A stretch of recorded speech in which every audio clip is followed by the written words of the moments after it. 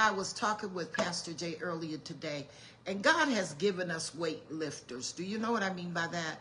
God has given you all the spiritual capacity to carry ministry. A lot of you are maturing not only in your body, but you're maturing in the things of God, and you carry destiny.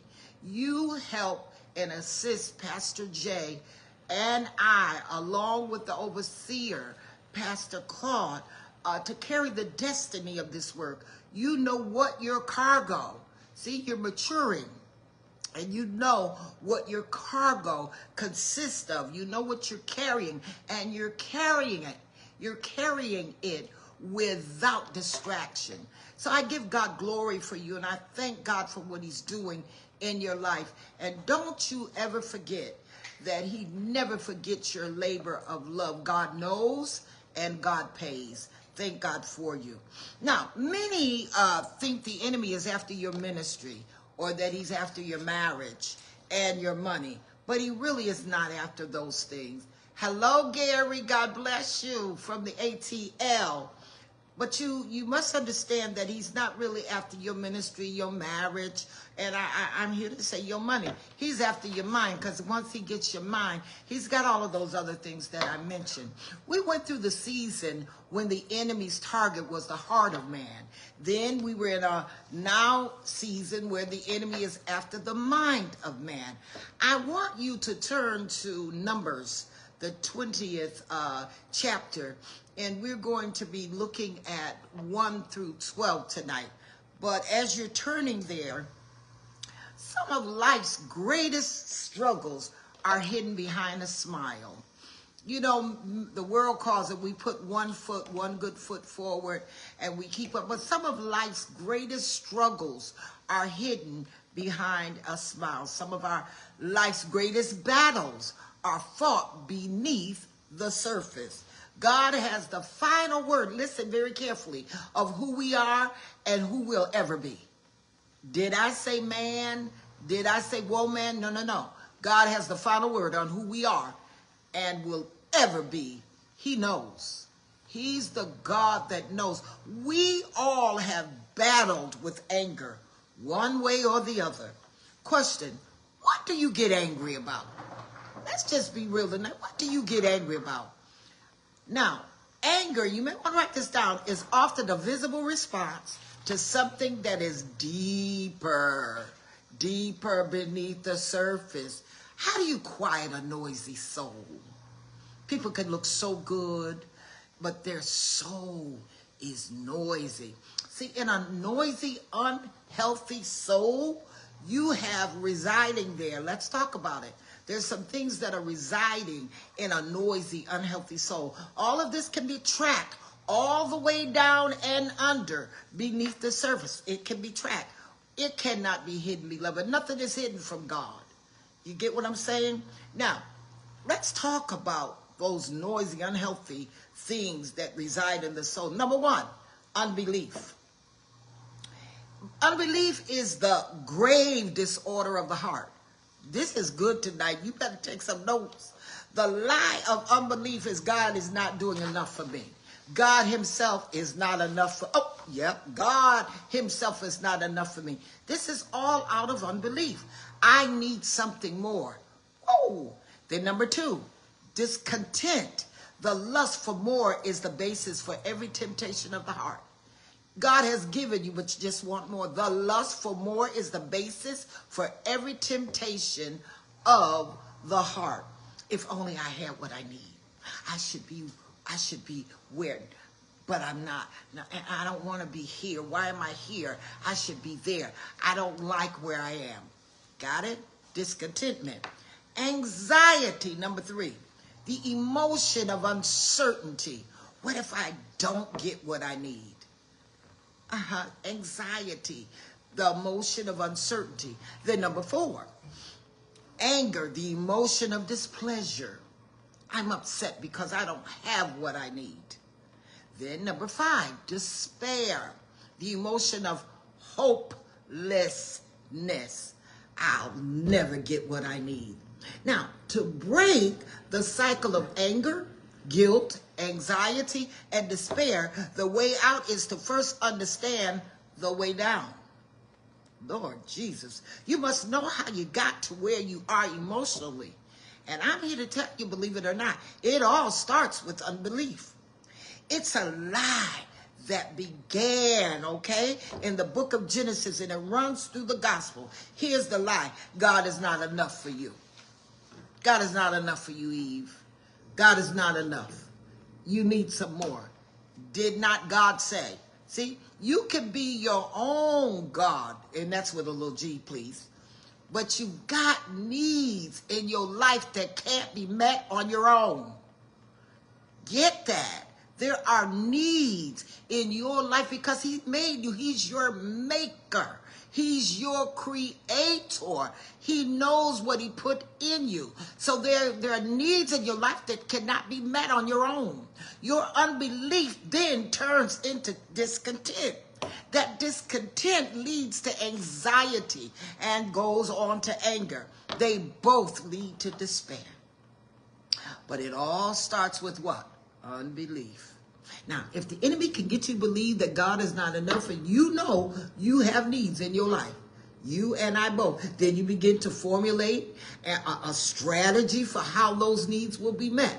And that strategy includes you, but it excludes God, because you have in your own mind knocked him off the throne, and you're saying, I guess I'll have to do it myself. This happens daily. This happens when people go to church weekly.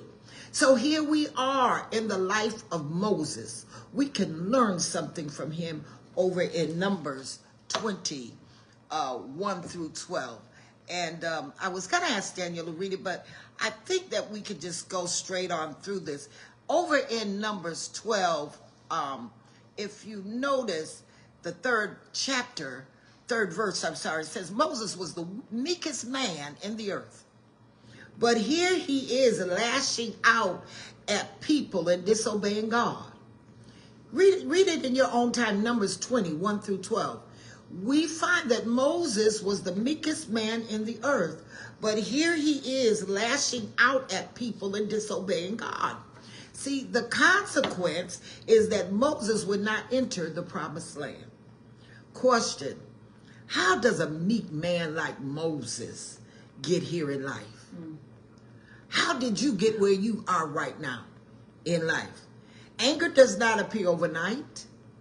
Oh no, it's growing.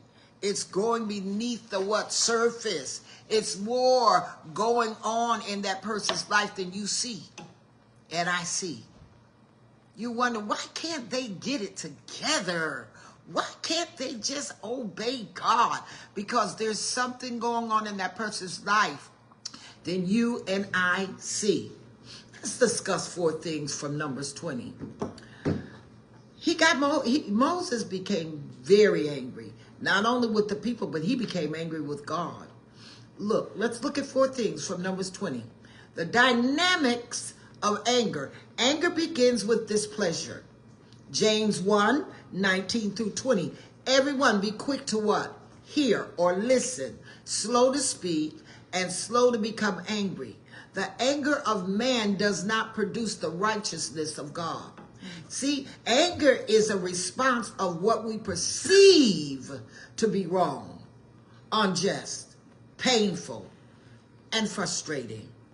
Now, if you look at the second verse over in Numbers 20, that's where Moses is. The people gathered in opposition, Pastor J, to Moses. They questioned his leadership, Pastor J.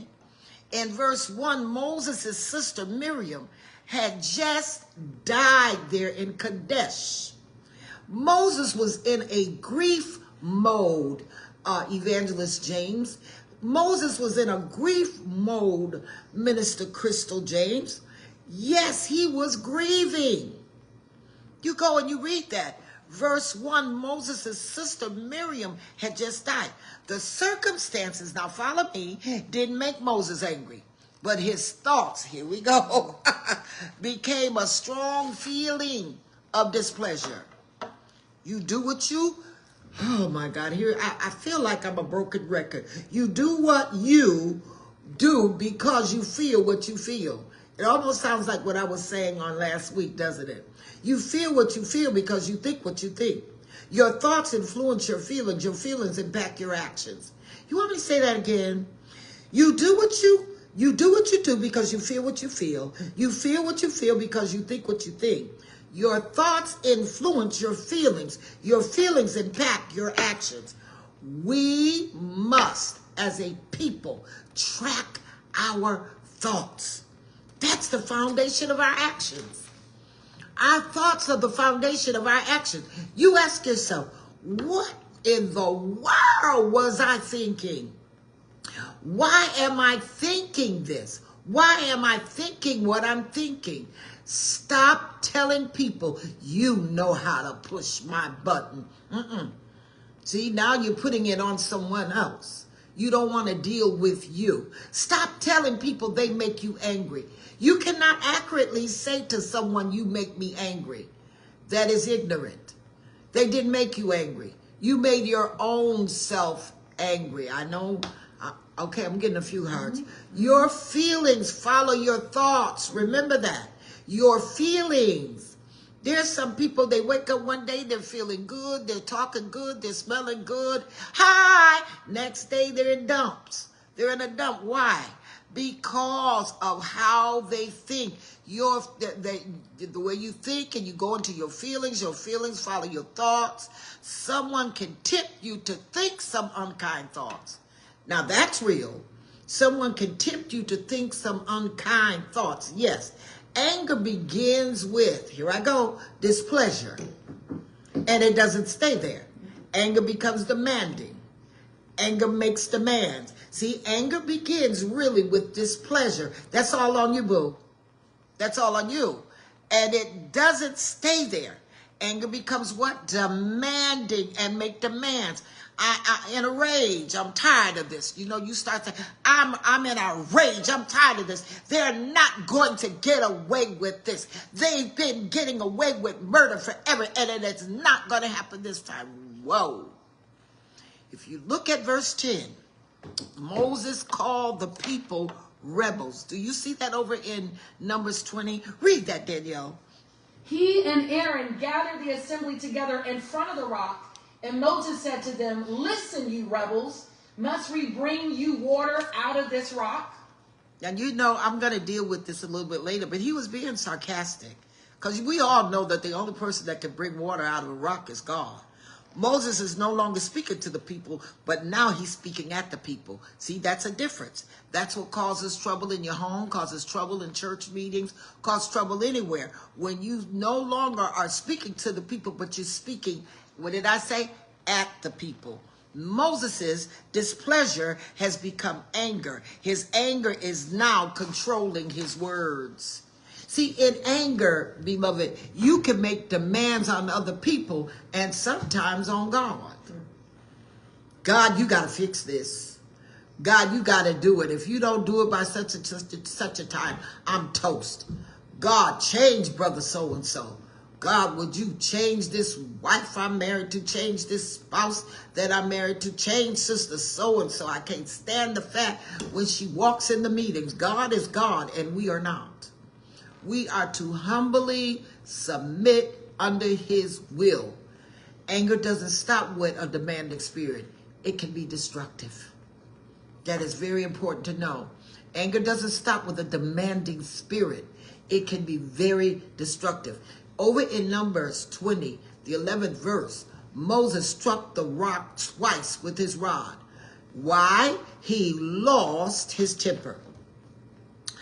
I want you to write the scripture down, John 2, 14 through 15. Jesus saw what they were doing. Then he went out and made a small whip of cords and drove them all out of the temple. Now, one of the things that I think that we have overlooked when we have read this story, John 2, 14 through 15.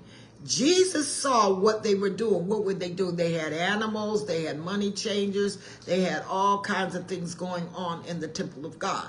So Jesus saw what they were doing, and then he went out and made he went out from them. He went out of the temple, and he made a small whip of cords and drove them out of the temple. Now, you need to understand. People say, well, Jesus got angry. No, no, no, no, no, no. Jesus was intentional, not impulsive. That's a big difference. It was not a sudden whim driven by emotions, but carefully planning and thought. You see, because if you notice, he went out and he made a small whip of cords. That takes time, beloved. It was well thought out. There was not temple rage. This was righteous anger. Number 2, the drivers of anger are hurt. The drivers of anger, one is hurt. Moses' sister's death. They were close. You got to remember, Miriam was that one that stuck with the Egyptian lady, and you know the rest of the story. And Moses' mother was able to breastfeed him. But Moses' sister's death and the people doubting Moses' leadership, he began to feel some kind of way. Moses, you're a terrible leader. Read your Bible. You got a Bible like me. Do you read it? Moses, you are a terrible leader. People died on the other side. We wish we had died over there too. Isn't that something to say? That's like saying to your father or your mother, you know what? I wished I had not been birthed. But you know, that crazy stuff. They were saying they would have rather died than to listen to Moses. We are stuck out here with you. You brought us out here to kill us. Saints, beloved, if Moses wanted to kill them, he could have done that early when they made a golden calf dancing around it. Now, if you read over in Exodus 32, 31 through 32, Moses intercedes for the Israelites after they commit the sin of the golden calf. He returns to God, acknowledging the people's great sin. Remember that? And in a desperate act of devotion, Moses begs God to forgive them. He said, please forgive them. And if you don't forgive them, blot me out of the book. In other words, take my life. Moses was willing to die for their sins. He went before God for them. Now these same people have turned on him, Pastor Jay, and oh, what a pain. Pastor Jay is new in senior leadership as the pastor of New Life Worship Center. And I do all I can to encourage him because I know what it's like. I know what it's like to do for people, and they give you grief. They give you pain. And these same people that he went before God, that God would not wipe them out, turned on him. What pain. It's easy to be displeased when you're hurting. Let's just be honest. It's easy to be displeased when you are hurting. Number 3, another driver is frustration. When a goal of yours is blocked, that's agitation. Let's be real. You become agitated in traffic when you're trying to get somewhere on time and someone is stalling in traffic. Frustration and agitation. And then you say to yourself, I wish I had left a half an hour early. Some people have been shot and killed due to anger in traffic. They got out of the house and their tire was flat. They're kicking the tire. Go out to your car and the battery is dead. Wow. And they just go bonkers. Cooked a great dinner and your spouse has called you and said that they're going to be late getting home. All of that can just stress you out, but more than stress, just cause you to be angry. Something can be minor and short term. And it can also be something that's affected you for a long time. But anger is anger. You could be angry because of abuse. You were abandoned. You were neglected. Moses was dealing with the complaints of the people again. This was not the first time. He had to deal with these people complaining and complaining. 39 years. I'm going to put it like this, 39 years and some days, he had to hear their complaints. Number 4, I'm trying to hurry. I wished I had time that I could just really teach this like I want to. But number 4, another driver of anger, fear. Moses had some fear. They complained about not having water before when they first entered the wilderness. This was not the first time. And let me tell you, over in Exodus 17:4, Moses asked God, what should I do with this people? They are ready to stone me. He was fearful. They had stuff. They were ready to fear him. Ready to stone him. Numbers 14:10, on another occasion, the congregation was rebelling against God. They threatened to not only stone Joshua, but Caleb. And they were angry, Daniel, because those 2 guys came back with an encouraging report. They got angry with people being positive. What a vulnerable position Moses was in. See, the distortion of anger is sarcasm. Watch people. When they're angry, sarcasm, really, if you delve into that word, it's tearing the flesh. Sarcasm, you come out of what comes out of your mouth is just unbelievable. What was hidden beneath is now coming up. And now it's coming out. But it's coming out with sarcasm. That's why it's important that you discern. Moses was tearing their flesh with sarcasm. Must we bring water out of this rock? He knew that he was talking out of sarcasm.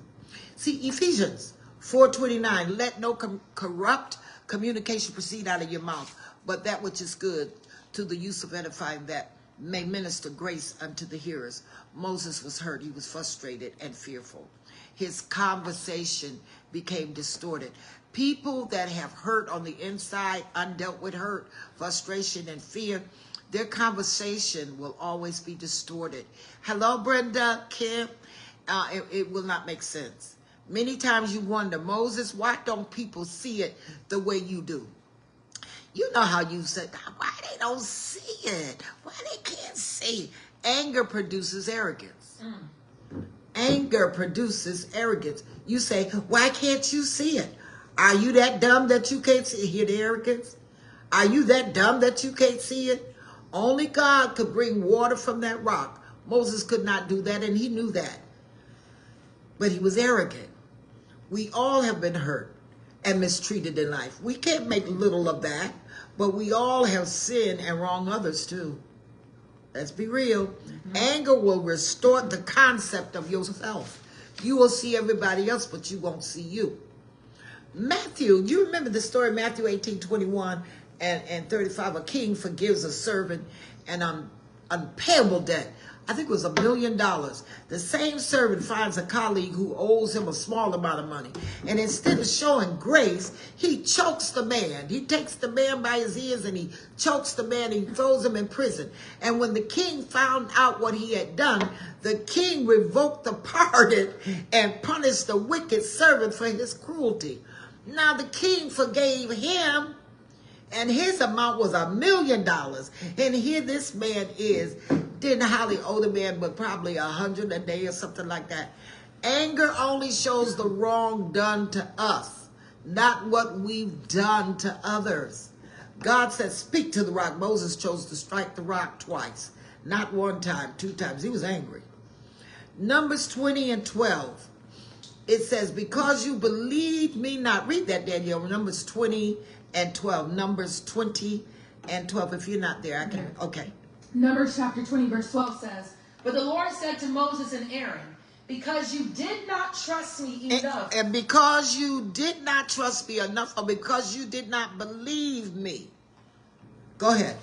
Because you did not trust in me enough to honor me as holy in the sight of the Israelites. You didn't sanctify me in the eyes of the children of Israel. You will not bring this community into the land I give them. Therefore, you shall not bring the congregation into the land which I have given them. Moses had a spirit, y'all, of unbelief. See, if you still believe in God, you can't operate in unbelief. Wow. Anger is not really a people's problem. Write that down. It's a belief problem. Ow! Jesus. it's not really they made me so angry. No, it's a belief problem because your trust is not in man, it's in God. Do you believe God? Do you believe that God is enough? Do you believe God is enough, really? Do you believe God is good, even to you? Really? There's a deliverance from anger. God knows everything that has happened in your life. I want to say it again. God knows everything that has happened in your life. There's not one thing, beloved, that God does not know that has happened in your life. God has a will for your life, and that will and that plan is a good plan. Nothing to harm you, but to give you a good expected end. Here's the problem, and I gotta go. Hebrew 12:15. It tells us to get rid of bitterness. Get rid of bitterness. It will defy you. Hello, Wanda Taylor, all the way from Memphis.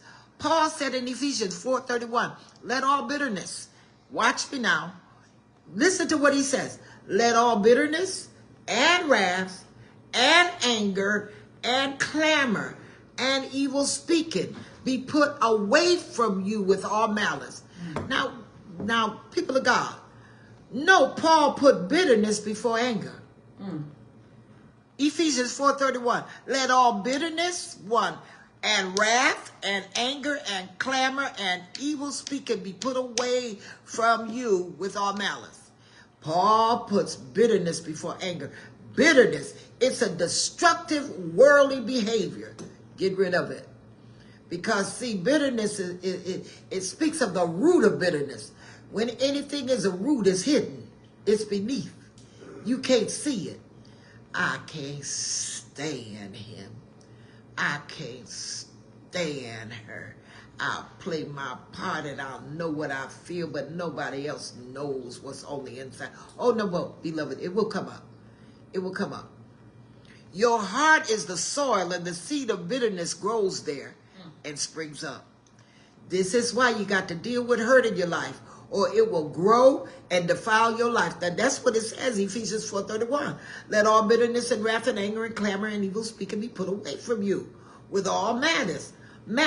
See, and if you don't do it, and if you won't deal with the hurt in your life, it's going to grow and it's going to defile your life. It turns into wrath. Now, wait a minute. Let's deal with wrath. That's smoldering. That's like a smoldering fire, Elder Danielle, underneath the earth. You know, like how you cover up the fire? Yes. You put dirt on the fire, but the fire is still smoldering. So see, it turns into wrath. And then it's smoldering underneath the earth. Fire is still there. The right amount of oxygen will raise that thing up, and it will. Hurt that has never been dealt with honestly is dangerous. Jesus. Anger is rarely the root. Can you hear that? Anger is rarely the root. Anger is the fruit. Can I say it again? Anger is the fruit. It's that you're a bitter person. Bitterness is the root. Anger is the fruit. What was beneath is now outside. We started out with everything being underneath, smiling, but it was underneath. We see and hear the clamor. Now notice in Ephesians 4:31, he says, let all bitterness and wrath, anger, and he uses the word clamor, and evil speaking be put away. Now wait a minute. He's telling us we see and we hear clamor. Clamor is noise. Clamor is noise. Your life is noisy. The enemy wants you to think evil. Because if you think evil, you're going to do evil. So the enemy wants you to think evil, operate in bitterness, and speak evil things. Say something you wish you hadn't said. But you said it. See what I'm saying? And he gets a joy out of that. Malice is the intent to hurt someone. Sly, slick, and wicked. They can't prove what I meant in my heart. I don't care. That's what I did, but they can't prove it. That's their word against my word. No. You see, you got to remember, you got bitterness down on the inside, and it's on the soil of your heart, and stuff is springing up. How did you get here? How did you get into a place of bitterness? I say to you tonight, I wished I had more time. Let God's grace remove all of that kind of stuff out of you and live an abundant life. You cannot live a life of abundance when you have malice and you have all those kind of things on the inside. This is one thing I leave with you tonight. Stop living with what Jesus died for. Stop living with what Jesus died for.